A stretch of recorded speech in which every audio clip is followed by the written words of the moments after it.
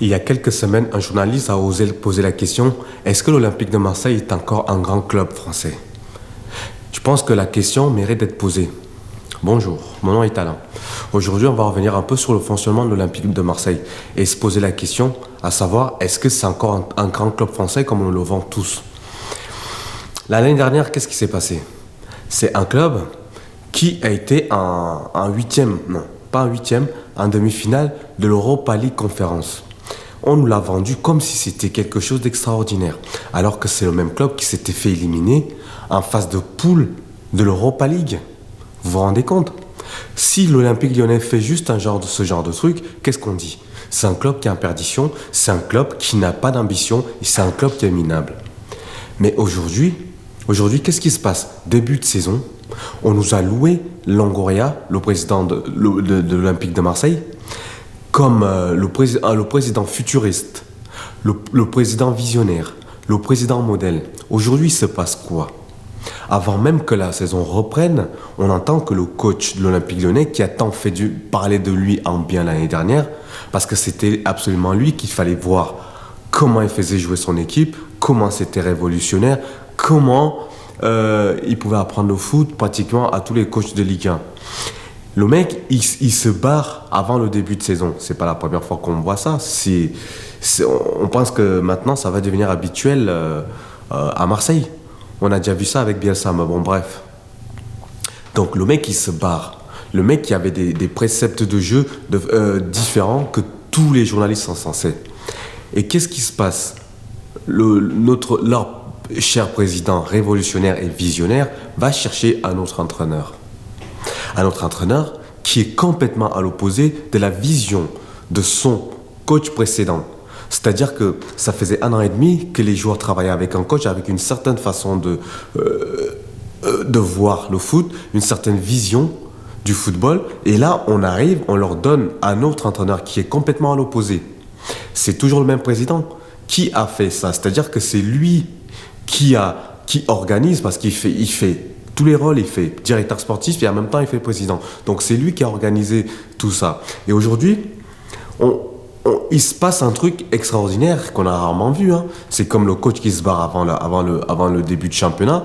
C'est la même chose, c'est-à-dire que avant même le début de championnat aussi, un nouvel entraîneur qui arrive, qui se retrouve sifflé à son premier match de championnat. Est-ce que vous trouvez ça normal?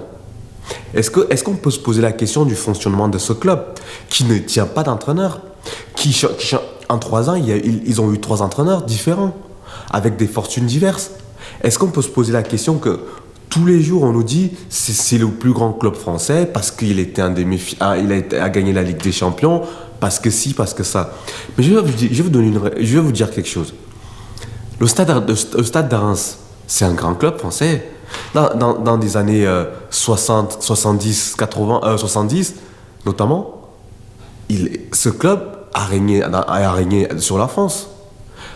Saint-Étienne, c'est un grand club français aussi.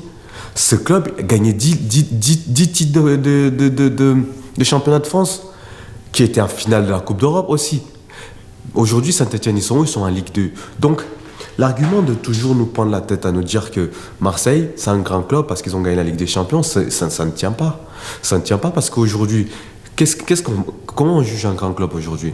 Par ses infrastructures, par la vision à long terme, par son centre de formation, par les titres qu'il gagne, ou même par la progression qui prouve à longueur des années au plus haut niveau, c'est-à-dire en Ligue des Champions ou en Europa League au minima. Est-ce que Marseille fait tout ça? Non. C'est un club qui, à chaque fois qu'ils sont allés à la Ligue des Champions, et ont fini dernier de leur poule, pratiquement ne jamais gagner de match de Ligue des Champions. Et ça, quand un journaliste essaie de se poser cette question en disant que pourquoi on nous dit toujours que l'Olympique de Marseille est un grand club? Là, tout le monde lui tombe dessus. Oui, pratiquement, il a blasphémé. Non, il n'a pas blasphémé. C'est une question à se poser. Ce n'est pas un club. C'est un club avec des gens, des supporters. En fait, j'assimile ce club à l'Algérie. C'est-à-dire que c'est un club où les gens, ils parlent beaucoup. Beaucoup de passion, beaucoup de cris. Mais au fond, il n'y a pas grand-chose. Au fond, il n'y a pas grand-chose. Quand on creuse, qu'est-ce qu'il y a de solide dans ce club aujourd'hui? Rien. Est-ce qu'on peut se dire, on va s'appuyer sur les jeunes du centre de formation? Non, parce qu'il n'y en a pas. On va s'appuyer sur quoi? Sur un président fort?